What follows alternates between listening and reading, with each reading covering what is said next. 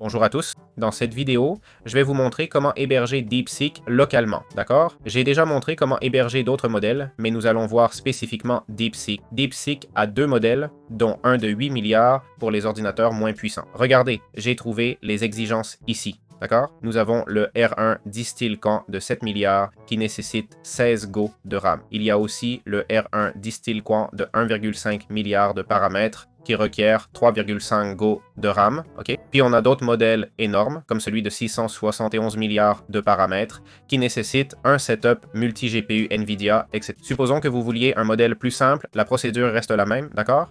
Évidemment, si vous l'utilisez pour n8n, franchement, je dois vous dire que si vous avez un super serveur pour n8n avec 670 milliards de paramètres pour DeepSeek, alors félicitations, car cela signifie que les choses vont très bien pour vous. Alors, voyons comment on fait ça. On va simplement aller ici, d'accord? Dans n8n, on va mettre un nœud déclencheur When Chat Message Received.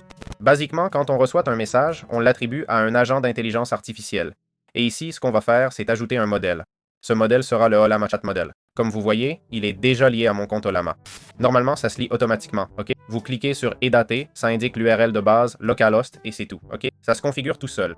Et d'ici, on peut sélectionner le modèle. Comme vous voyez, j'ai Gemma 3, Gemma 3 milliards, 4 milliards et le GPT-OSS de 20 milliards, que je n'ai jamais utilisé car je ne peux pas. Alors, comment pouvons-nous faire? C'est simple, cherchons DeepSeek, d'accord? Et voilà, nous l'avons, ok? Celui de 8 milliards. Je ne sais pas si en cherchant Quent, on peut en trouver un plus petit. Il semble que non, n'est-ce pas? Donc ici, on voit le DeepSeek R1 et celui de 671 milliards pour le cloud. Et vous devez avoir le programme Ollama, d'accord? Important que ce programme s'exécute en arrière-plan, donc selon votre ordinateur, ça pourrait ne pas trop vous intéresser. Gardez donc ça à l'esprit. Dans les paramètres, j'ai Expose Ollama to Network, et ici, on a le contexte et tout, ok? Donc, pas grand-chose d'autre.